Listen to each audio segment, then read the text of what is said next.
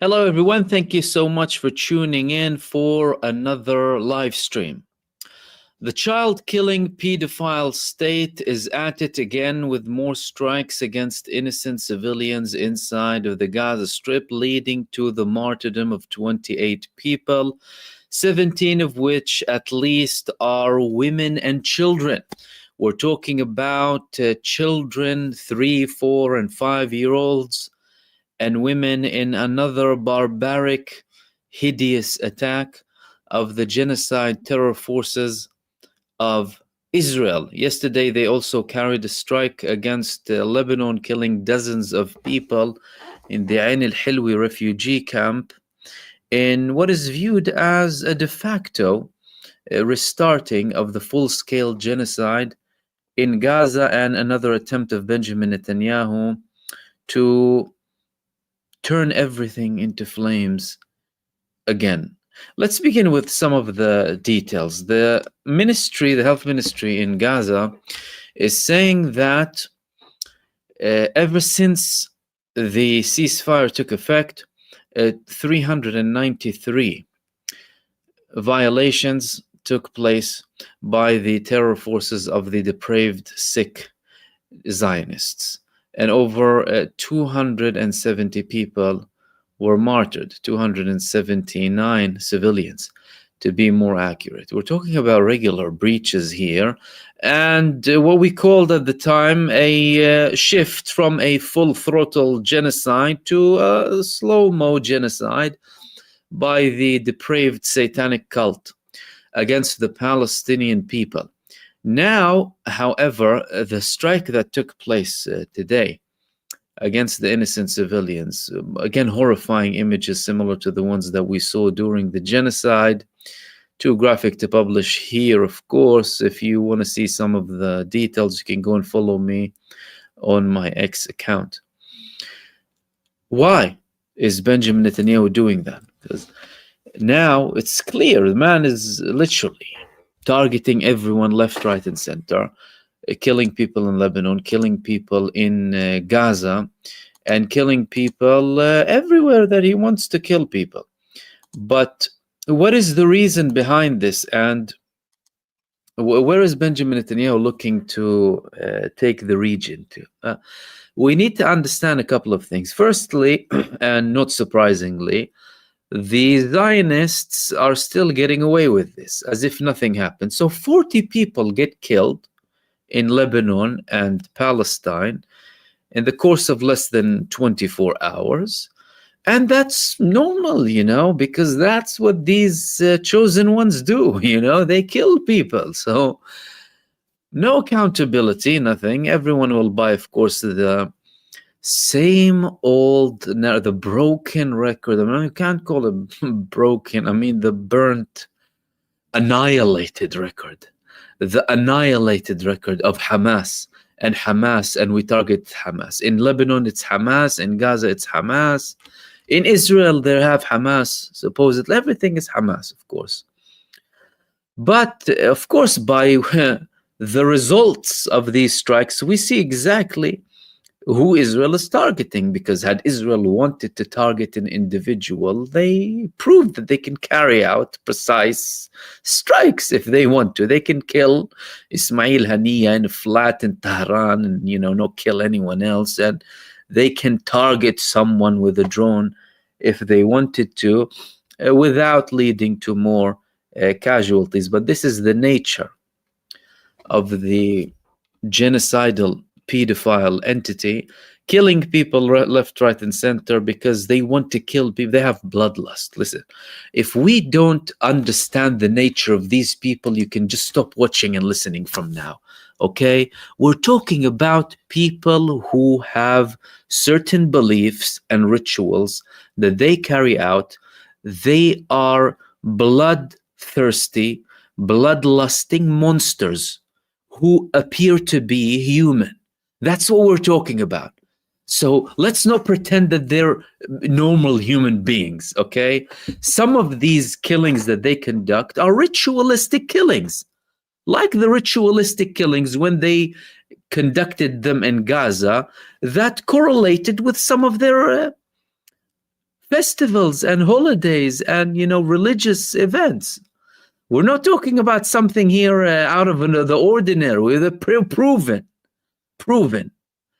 So they have bloodlust. We're talking about sick society, sick monsters. You can't even call them human beings. People who do that, they cannot be part of the human family, or at least, you know what? At least humanity as we perceive it, okay? Humanity as we think it may be, because you know what? Maybe it's something else. Maybe human beings are something else, Maybe the ones who are calling for something good are the ones who are different to this human race here. You know what I mean, though? Anyone with an ounce of brain, an ounce of conscience, an ounce of morality, an ounce of integrity will shiver to the scenes that are coming. Yet these people are enjoying. They enjoy butchering infants. They enjoy killing children. And again, we're not talking just about a genocide, an infanticide, the mass homicide and killing of infants deliberately. And if you want to argue about the terminology, part or whole, just like the definition of the genocide. And if anyone wants to argue with you, open them a nice old dictionary, read the word genocide, and smack the dictionary in their face so they can understand it properly, and it can be imprinted in their rotting brains. Perhaps they might understand. Now, why is that war criminal dying? War criminal, he's decrepit now. Benjamin Netanyahu is decrepit. He's on his way out. I mean, the man is going to die soon. You know what surprised me about these people? They're on their way out. His health is poor. He hardly breathes properly. He's in and out of hospital. Yet he is so concerned about these small things of his interest and his political career and all of that nonsense. And that's why he's doing that. Let's put everything into perspective. That's why Benjamin Netanyahu is killing infants and children alongside his pedophile, genocidal army of terrorists. There is no guarantee that Benjamin Netanyahu is going to get the pardon or amnesty that Donald Trump is requesting and has officially required the Israeli president to go ahead with. Benjamin Netanyahu isn't looking very well. He isn't doing very, very well in the polls in Israel. Benjamin Netanyahu is facing an opposition in Israel that is uniting against him.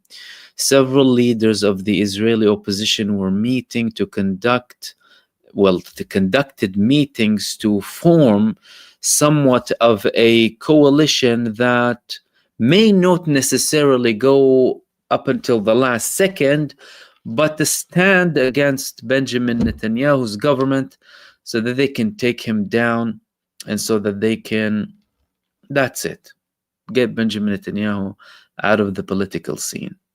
With the situation that's happening, the catastrophe of Israel in failing to achieve its military objectives by force in Gaza, their failure in eliminating Iran's nuclear program, and their multiple other failures, but primarily inside of Gaza, Netanyahu is not looking very well. His PR stunts are very short-lived. He thrives on short-lived PR stunts in Israel and propaganda that he spews alongside a cult of his. Let's not forget that Benjamin Netanyahu has a following in Israel. We're not talking about like a war criminal leading a country because no one likes him. No.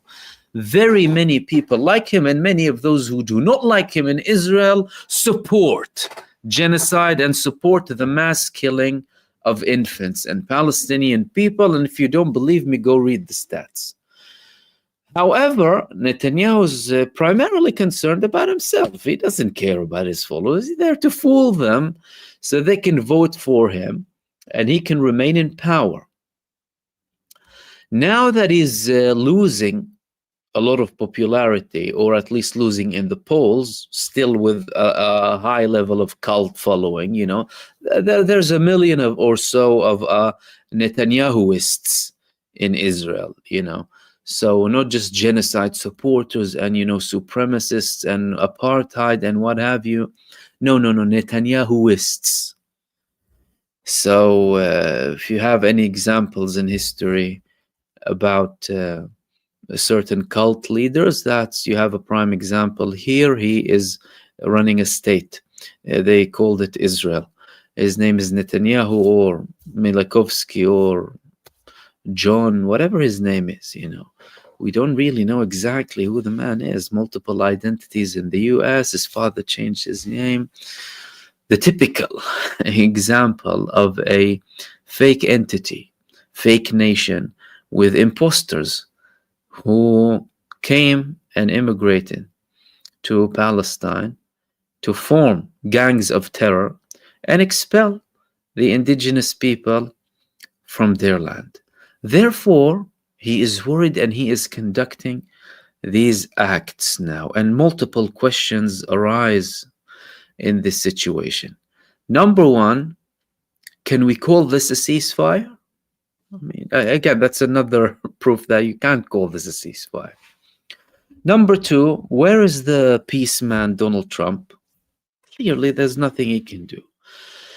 Then we move on to the American base, the Central Command. They had certain restrictions on Israel's moves in Gaza.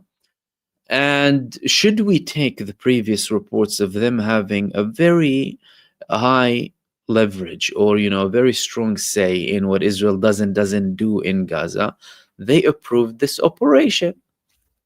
So we have another liable party directly liable. So the United States of America is directly liable to these deaths with Israel. It's not just about arming this time, it's being part of the command. Okay? Now, both of them are participation, both of them are reprehensible, but now the CENTCOM, the Central Command, the base, the HQ in southern occupied Palestine, Kiryat Gat, they monitor the ceasefire. And Israel said before that they have certain restrictions, and we spoke about it. Several people in Israel were criticizing it, especially elements in the right wing, saying that we're losing sovereignty, and they are planning to establish a base as well on the borders with Gaza, albeit on the Israeli side, the occupied 1948 occupied side, not inside of Gaza, the Gazan territory. So we have a party that is fully liable. The blood of these children that were butchered by the Zionists today in Gaza is on American hands. Not this time, not just by arming, but by participating in the command. That's number one. So let's clear the American participation here with the command and all of these changes that are happening. All right. Two, where are the mediators? Where's Egypt, Turkey, and all of the other Arab and Muslim nations that were guaranteeing that this ceasefire will hold and that's it? And where are you? Are you going to have another very explosive condemnation? I bet some of them are preparing now this very, very hefty, like full fat condemnation. We condemn in the harshest terms what Israel is doing, and we call for the reduction in the attacks or for Israel to stop the attack. That's what they're going to do, aren't they? Isn't that what they're going to do? Where are you? You're supposed to be a guarantor. Where is Egypt? Where is Turkey? What's happening? Did you agree on that with Trump? Or did Trump fool you? Or are you part of this with Donald Trump? You knew that Israel can continue killing and you're fine with that. Tell us. Because, I mean, for 2 years, the Palestinian people were being butchered left, right, and center. We knew very well who was standing and who was not standing, at least by actions, not by explosive, full-fat statements. As in, if you hear them, you think there's going to be an earthquake after that statement was made. Only for those statements and condemnations and words to evaporate quicker than your blueberry flavored vape, if you do. I hope you don't, because it's not healthy. So where are they? Are they playing a part, or are they just sitting there? They're going to do nothing. Now, what is going to happen? That's the third point here. What's going to happen with the Palestinian resistance? Because let's be very frank. I mean, the Arab and Muslim states put the Palestinian resistance in an awful position. Had it not been for the shameful, weak position of the majority of the Arab and Muslim states, primarily the ones closest to occupied Palestine, and I'm talking about officially as a country, Lebanon, Syria, Jordan, and Egypt, and to a very large extent Saudi Arabia, because of the proximity. Israel couldn't have gone away with this. But their positions enabled all of this to happen. And because Benjamin Netanyahu and the pedophile genocide state of Israel were continuing the genocide, regardless of how many of their prisoners of war / terrorists held in Gaza, dead or alive, were remaining, he was going to continue anyway. So the Palestinian resistance realized that these terrorists that are held by the Palestinian resistance in Gaza are losing value. They're not valuable for Israel. Israel's trying to kill them. And the Palestinian people are still suffering. Therefore, they thought, okay, there's mediation here. Some of the Arab and Muslim countries are participating. And we need to take this opportunity to go ahead for multiple calculations. As to be fair, their position is hard. I mean, the position of the Palestinian side is exceptionally difficult, with the level of treachery, betrayal, and shamelessness that is happening primarily from the close ones, primarily from those who are close to you. So now they're viewing this as an attempt coming from Netanyahu to drag the Palestinian side for response. Because let's not forget, Israel claimed that they carried out these attacks, well, firstly in Lebanon, because there was a training camp of Hamas, and in Gaza, because some people were shooting at them in Gaza, as in from tents, hence why they targeted the tents. But who were they shooting at from the tents? Because the tents are in the yellow line, and in the yellow line there are no Israeli forces. So who were they shooting at? I mean, what happened there? Anyway, Israeli logic for you, Zionist logic for you. So the Palestinian resistance is in a difficult position. As a matter of fact, there was a statement published by Hamas, said that they strongly condemned the horrific massacre committed by the occupation, the cities of Gaza and Khan Yunis today, which resulted in the martyrdom of more than 25 of our Palestinian people, including children and women. We consider this a dangerous escalation through which the war criminal Netanyahu seeks to resume the genocide against our people. The movement rejected Israeli claims about its forces being fired upon, noting that it was a flimsy and transparent attempt to justify the crimes and violations that have not stopped, as more than 300 people have been killed since the signing of the ceasefire agreement, while the policy of demolishing and blowing up houses and closing the Rafah land crossing continues in a blatant Israeli challenge to the American and regional guarantors. They called on the U.S. administration to fulfill its declared commitments and exert immediate and serious pressure to restrain the Israeli occupation and to force it to respect the ceasefire and stop the aggression against the Palestinian people, also calling on the mediators of Egypt, Qatar, and Turkey as guarantors of the ceasefire agreement to fulfill their commitments and compel Tel Aviv to completely or immediately put an end to its violations that threaten the ceasefire process.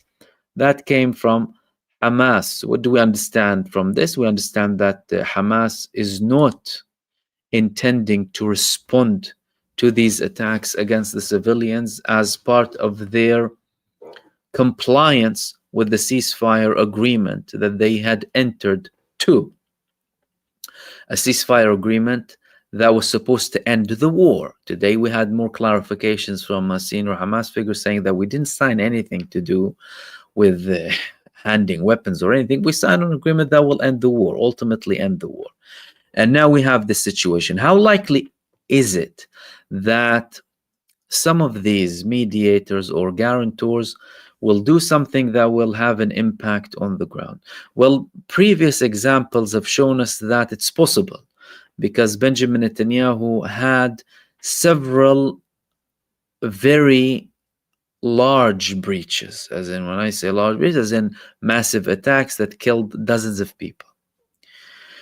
And immediately after the attacks, and at one point he said that he's going to close all of the crossings and there will not be any aid in. Immediately after that, Benjamin Netanyahu said that, oh no, now we're going to resume the ceasefire. The ceasefire is back, and we're going to open the crossings for aid to go into the Gaza Strip from tomorrow, after he had a call, apparently from, at the time, the American administration, saying that you need to stop these attacks. So what do we have here? We have a situation where there could be some leverage being used from the mediators. However, it's not changing the pattern. The pattern is that this entity of genocide and terror is continuing these attacks on a regular basis. They're continuing the massacres. They are continuing the killing of children. They are continuing large-scale operations that target civilians. And although there might be slight de-escalations here and there, they're not effective in the long run. So, if the guarantors, well, firstly, there needs to be something that will deal with this particular escalation immediately. And if that's going to continue to be the case, then there is no chance that this ceasefire or so-called ceasefire will be successful, especially seeing as we're looking at going into phase 2 soon. Phase 2 that's supposed to have the International Stabilization Force and talks about rebuilding and all of the necessary requirements for the Gaza Strip. That is proving that, well, the war or the genocide did not end. We're seeing a de-escalation / slow-mo genocide, and the contributing factors of previous escalations that led to regional escalations are still there. And as a matter of fact, that might be what Benjamin Netanyahu is looking for.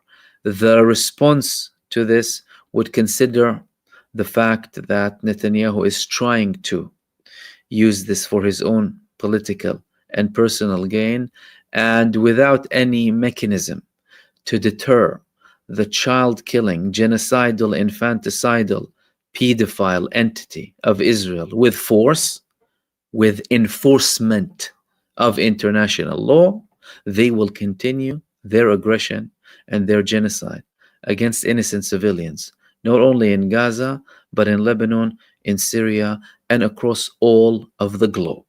Israel targeted and killed people from dozens of nationalities. They attacked people off the shores of Europe, Malta, the Mediterranean. Israel has targeted assassinations against figures globally. They brag and boast about being able to kill people all across the world, and really no deterrence against them, hardly any deterrence whatsoever. And with that recipe, the chances of something exploding remains and increases in the next few months to even few weeks, because things develop faster than what we even think sometimes. These were the main things that I want to share with you. I'll open the space for some community participation if anyone has any questions or comments. Thank you so much, everyone, for tuning in for another live stream. And if anyone has any questions, if you wouldn't mind highlighting them so that we can address them quickly as possible with the time that we have. Yvonne Gillespie, Lovatar, and Michael McIntyre, thank you very much for your supers, much appreciated. And thank you everyone else for participating in the chat.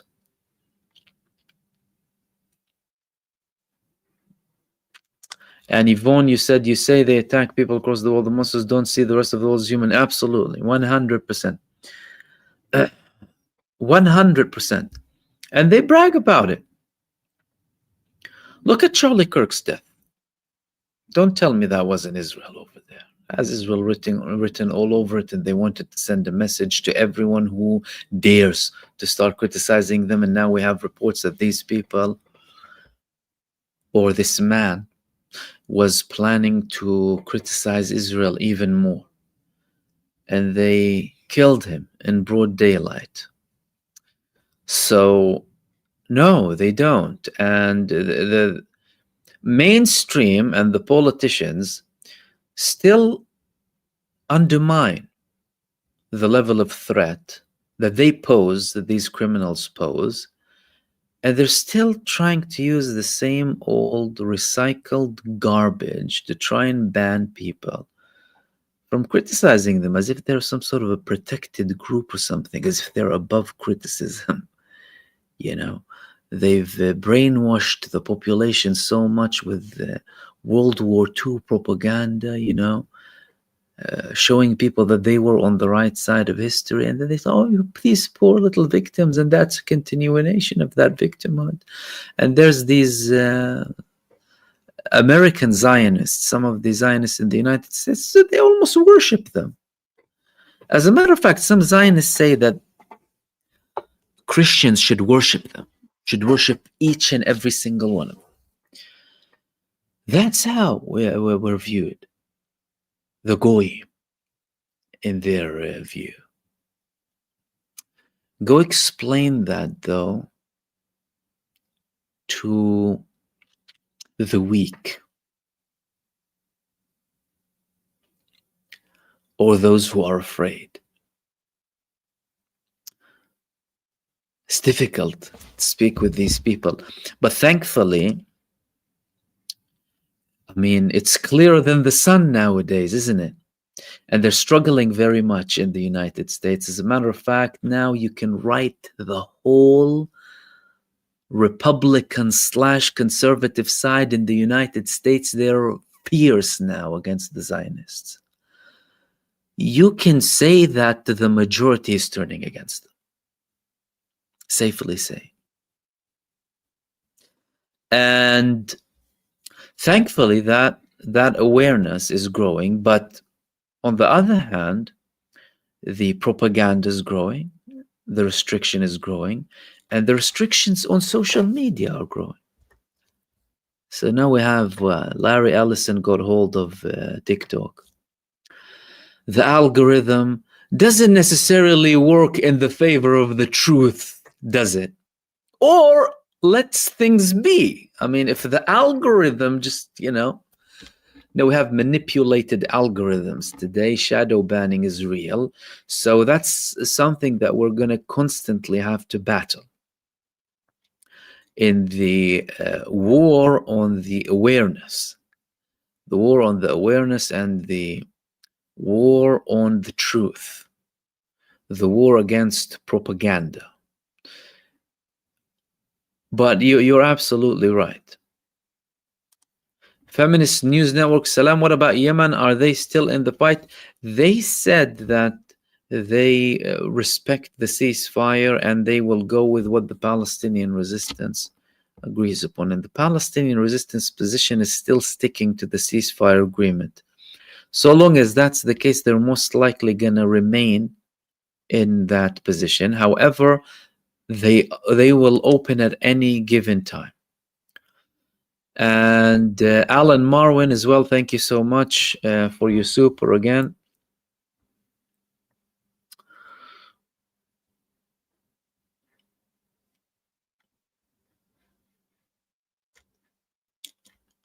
Let's go to see if we have some other questions from you guys.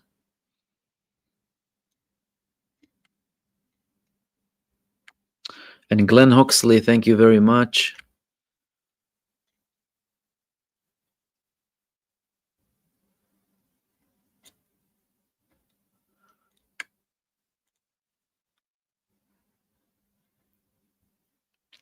Mirsad Mujatsik, Israel has continued the war on Lebanon. What is Lebanon waiting for? I mean, the Lebanese president and the Lebanese government, it appears to be that they are waiting for an American savior or something. When the supposed savior told them, I'm here to kill part of the Lebanese people for the sake of Israel. And again, the Lebanese resistance is also continuing with this ceasefire agreement. The thing that's happening there, though, is that the longer it gets and the longer it goes on, the position that the Lebanese resistance took starts to become more compelling and convincing for some of the ignorant Lebanese people, like the other ignorant people in the region or all across the world, who blame the resistance for the actions and crimes of the Zionists who killed children instead of focusing on the real culprit. We had the Palestinian Authority, for example, the head of the Palestinian Authority blaming the Palestinian resistance for the genocide, in effect, like whitewashing Israel's genocide, and saying that all of this destruction is because you carried out actions against Israel, not because there was a foreign power and foreign terrorist gangs came and occupied and expelled people from their land, that they have a regime of apartheid, that they kill and kidnap people and kidnap infants and children and steal organs. Not that. Just that, the victim decided to slap back. Go figure with that logic, or go even argue. I mean, there is no point in arguing with the people who have such twisted thoughts and ideas. But some of the blind are starting to see, thankfully.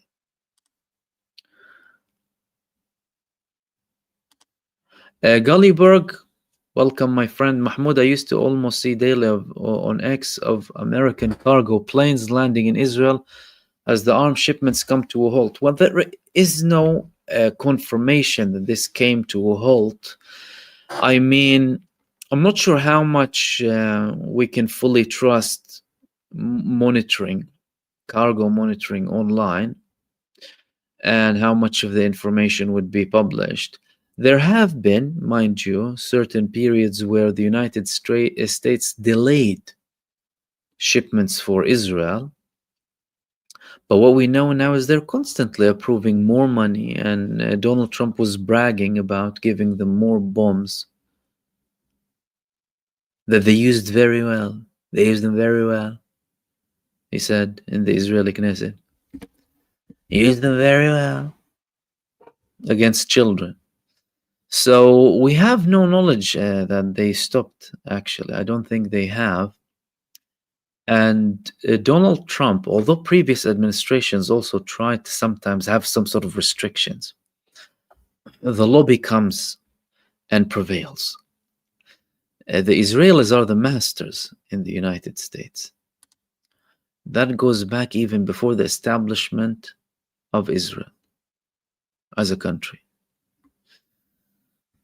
Russ Pollock, thank you for your membership. Marvin as well, thank you for your super. And Yvonne, also welcome to our membership. Thank you so much for tuning in, guys. That was the last one. And Marvin, you said, what is the status of Russia and Syria? Any bases? Yes, I mean, they're still going to keep their base.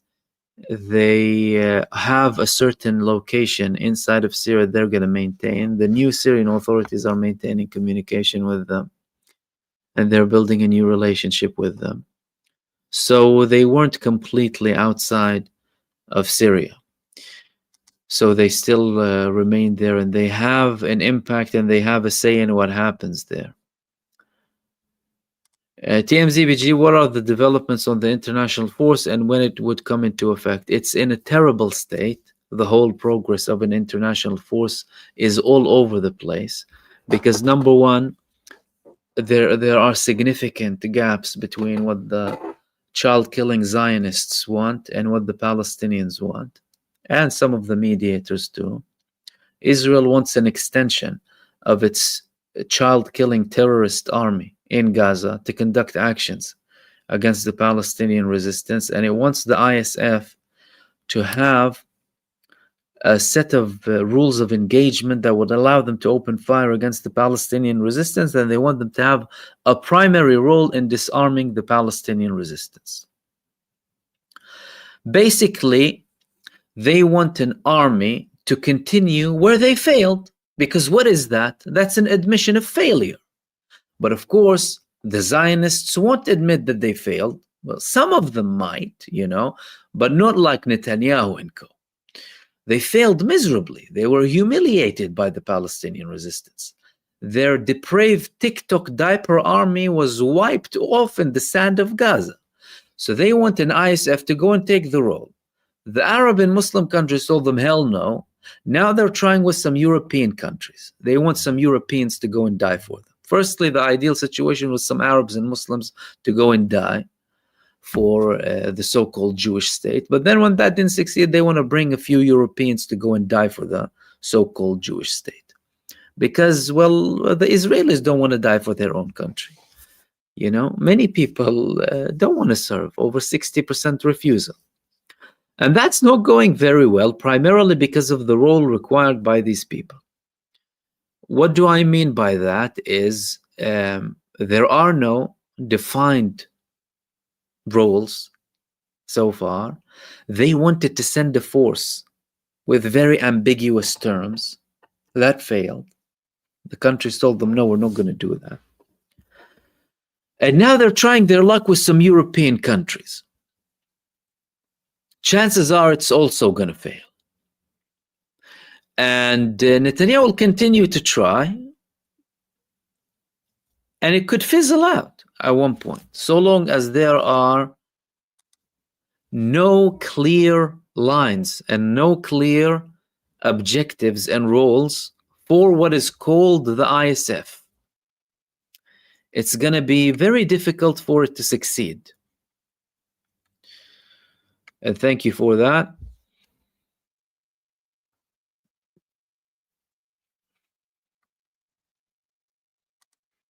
Ross Pollock, by the way, I agree with your analysis on Charlie Kirk's murder by Israel. My first thought was when I saw the footage was that the shot had to be taken by a military sniper. Then my thoughts went to Israel. Oh, it's clear as daylight.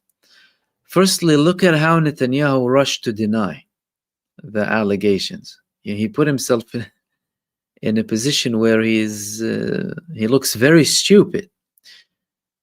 And there was too much evidence. Firstly, of how that thing popped inside his vest, the fact that he had an Israeli company securing him, the fact that he already lost some donors from the lobby in the US because of his increasing criticism of Israel. Although, listen, he was a genocide supporter, almost. Before that, he was fully with Israel. He has some twisted views, but he later started to change some of his tone. And that's why they came for him, to make him an example for other Americans not to change their views, only for him to do what? To fuel this American rage. I'm telling you, American rage. I see some people in the United States, they're fuming. They're so angry that they were firstly misled by their government. There was also already a heavy sentiment of lack of trust, of distrust in the federal government, particularly after 9/11. But then the moment of realization, the level of support for this genocidal state. So Israel wanted him to be a lesson for other Americans. And then you saw how that worked. It didn't work whatsoever. The Americans now, it's a point of no return. America needs to wipe Zionism off its map completely. The whole, like the whole world. But there are people with that mission now, as in that's the objective in the United States. People with influence, people who have power, and the Zionist lobby has been exposed for good. So they can try and bring a couple of Zionist pastors or a couple of corrupt politicians or blackmail Ted Cruz and Lindsey Graham, who was seeing, male prostitutes and stuff. And they're probably on the Epstein files as well, with some interesting information and photos of them. Israel will wave like a tape every once in a while to make sure that they're compliant. And those who are not blackmailed, they are at risk in the United States. And really, they're very brave to stand up. And I think that it's only going to grow. I mean, the people are indeed waking up.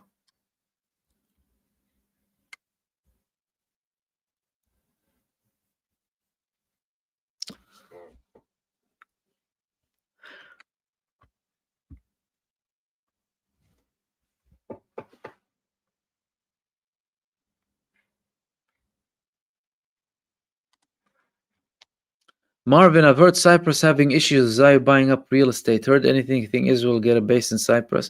They have a very good relationship with Cyprus. And, well, Britain was working on behalf of Israel from Cyprus.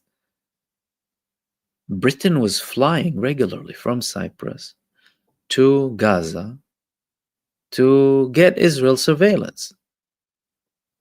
That's called genocide participation, not complicity. So they already use that. So Israel has power in Cyprus, and there were reports that they were refueling and using some of their fighter jets and launching them from bases in Cyprus. In terms of buying, yeah, of course, because many Israelis are leaving the country. They no longer believe in that concept. So, and that's not only a case of Cyprus, by the way. No, Greece, other locations too.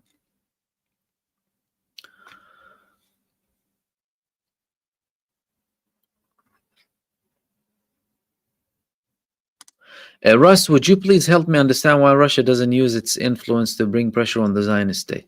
Interesting. That's a very interesting question. I'll tell you why. Firstly, Russia had good relations with Israel, and they still have good relations with Israel. There might be slips here and there, but let's not forget that they have relations with Israel. As a matter of fact, after the collapse of the Soviet Union, almost 1 million Russians went to Israel so that Israel can increase the demographic of the Jewish population. And they called all of them Jews although really and truly many of them were not Jews. But they just said whatever so that they can travel. They just wanted to get out of, post Soviet Union, Russia. With the collapse of the Soviet Union, you had lots of dramatic situations, of course. In the newly developed Russia, there was a lot of corruption. There was power going to very powerful figures, and they wanted to go away. And of course, they came to Israel. And the Russian president is aware of that fact. Now, that doesn't mean that Russia was on par with whatever Israel does. There was at one point a very good relationship between the Russian president, Putin, and Benjamin Netanyahu, just over like a decade ago. And they had regular meetings. Well, Netanyahu had regular meetings with Putin, but primarily to coordinate whatever was happening inside of Syria because of the level of influence Russia has inside of Syria. So, really and truly, they didn't use whatever they can as leverage, neither them nor China, because number one, it's not part of their foreign policy.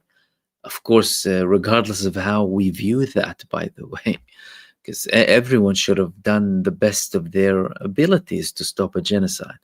And also, Russia was too busy with the war in Ukraine.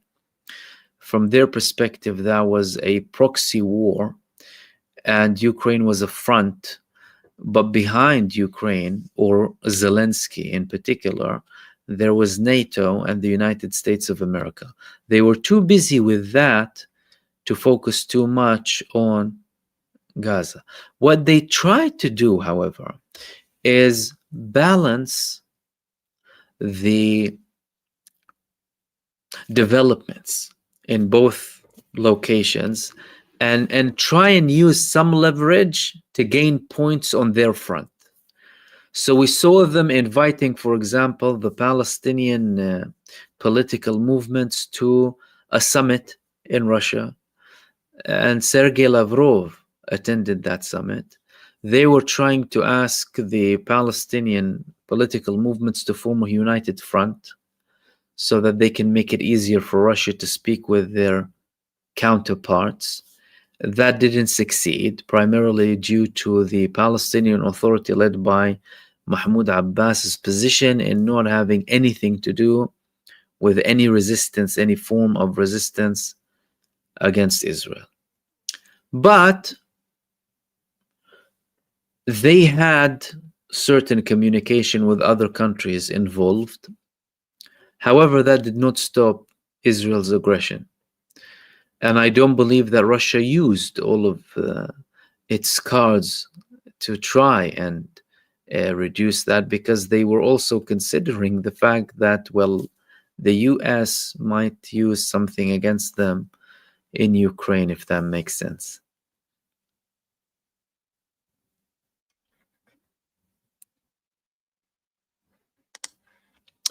V. Goha or Goya, or Goja, I'm sorry if I mispronounced that. Is it true that Saudis have raised $2 billion with Jared Kushner, investment firm Affinity Partners, that sponsored Israeli settlements in occupied West Bank and what?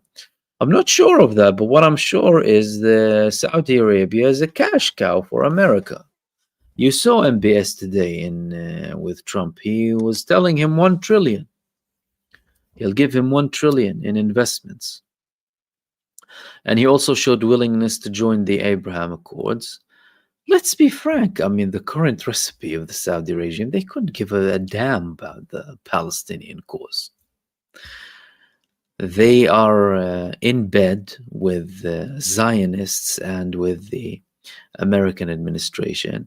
They have their own ruling elite interests that are also very far from the concerns of the Saudis, by the way. There's a lot of unemployment happening in Saudi Arabia now. And they're interested in their, projects that they will raise several billions for and then go bankrupt and say, oh, no longer the case. And then investments with Donald Trump. There have been changes here and there, but at the core of it, at the heart of it, nothing too serious. And they are dealing with these people. And the crown prince, who is de facto the man holding the strings in Saudi Arabia, said today with Donald Trump, he wants to have good relations with everyone. He wants the Abraham Accord. He doesn't have a problem with that. So what's 2 billion for him? We spoke about $1 trillion. 2 billion is peanuts for these people. Noel, thank you as well very much for your super, much appreciated. Let's see if we have any more questions before we wrap up. Thank you so much, everyone, for tuning in and everyone participating in the chat. And Walid B, thank you so much. Welcome to channel membership and the club. Okay, we'll wrap it up here, guys. Thank you so much for tuning in for another live stream. I posted a couple of other videos today for you. You can go ahead and watch them. Tomorrow we'll have some new videos as well. Again, in case I forgot to mention anyone, Yvonne, Luvatar, Michael, Alan, Glenn, Russ, Marvin, Nawal, and Walid, thank you very much for your supers and for your memberships. And everyone else who participated in the chat as well. Thank you very much, everyone. Stay blessed. Enjoy the rest of your day, night, wherever you are. And I will see you soon in the next video. Peace, everyone. Salam.